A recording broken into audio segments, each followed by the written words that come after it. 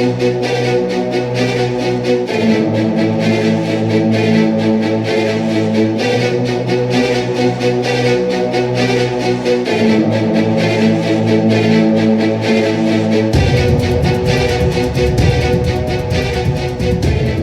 on Pinoy Guard, a major development in the Philippine Navy's modernization efforts is making waves. Japan may soon transfer Hayabusa-class missile boats to the Philippines, in what could become one of the most significant naval hardware acquisitions under the Horizon 3 program. A Philippine Navy delegation is scheduled to fly to Japan next month to inspect not only the Hayabusa-class fast attack craft, but also Hayabusa-class patrol vessels, marking another milestone in the growing maritime cooperation between Tokyo and Manila. With maritime tensions flaring in the West Philippine Sea, experts say the timing of this deal is no coincidence. Welcome to Pinoy Guard, where we go beyond the headlines and break down what this all means for our national defense strategy. Don't forget to like this video, subscribe to Pinoy Guard, and hit the notification bell for more updates. Let's dive deep. Segment 1. What are Hayabusa-class boats? The Hayabusa-class, named after the peregrine falcon, is a fleet of fast, missile-armed boats originally deployed by the Japan Maritime Self-Defense Force in the early 2000s. Despite being around 2 decades old, these boats were built for one purpose: to strike fast, hit hard, and vanish before the enemy can react. Each boat can reach speeds of 44 knots. That's around 81 kilometers per hour, which is extremely fast in naval terms. Small but fierce, each Hayabusa is only 50 meters long, displaces just 200 tons, and carries a 21-man crew. But don't be fooled by the size. Originally, these ships carried SSM-1B anti-ship missiles, a 76mm rapid-fire naval gun, and networked combat systems. That's a lot of punch for a vessel you could easily miss on radar.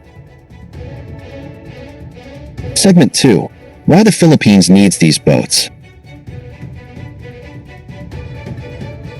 With increasing Chinese incursions, gray zone tactics, and maritime militia presence near Pag-asa, Sabina Shoal, and Second Thomas Shoal, the Philippines needs fast, responsive platforms. These missile boats could operate from Palawan, Zambales, or even Batons, and be on station within minutes. They are ideal for intercepting militia boats, responding to harassment, or even chasing down foreign survey ships. In a real-world scenario, imagine a Chinese vessel harassing Filipino fishermen 40 nautical miles off Palawan. A Hayabusa-class boat could be deployed immediately and arrive faster than most other ships in the fleet. Segment 3. The catch. Missiles not included? Here's the key complication. Because of Japan's strict arms export laws, the SSM-1B missiles will most likely be removed before the boats are transferred. That leaves the Philippines with 2 urgent questions. 1. Can we rearm the boats with our own missile systems? 2. Will Japan assist in integrating new third-party weapons and sensors?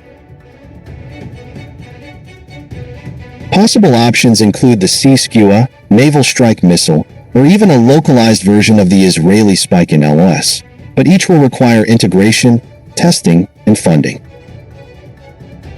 Segment 4. A deeper alliance with Japan. Let's not forget, this is more than just hardware. In the last decade, Japan has provided 10 patrol vessels for the Philippine Coast Guard radar systems, training programs, and disaster relief aid joint exercises and defense dialogues that continue to evolve year by year. This possible transfer of combat-capable warships would mark a historic shift from Coast Guard support to true military partnership. It's a clear signal to the world, especially to China, that Japan and the Philippines are standing closer together to defend freedom of navigation and maritime sovereignty. Segment 5. Strategic Scenarios. Fast Interdiction versus Gray Zone. If integrated correctly, these boats could reshape Philippine naval doctrine for rapid interdiction and shallow water dominance. Scenario 1. A Chinese militia vessel appears near Pag-asa. Within 10 minutes, a Hayabusa boat is deployed and shadows the intruder. Scenario 2. A survey ship attempts to map sea features near Recto Bank. A pair of Hayabusas race in with radar jamming and high-speed pursuit. Scenario 3. Multiple fishing boats gather near Bajo de Masinloc. Philippine missile boats patrol visibly in a show of force. These are not speculative scenarios. These are day-to-day maritime realities in the South China Sea, and Hayabusa boats can tip the balance. Segment 6. Budget, timing, and upgrade path. Let's talk numbers. Timeline. If all goes well, the first boats could arrive by 2026 to 2027. Costs. Initial acquisition might be low, but missile integration, engine overhaul, and crew training will require additional funding.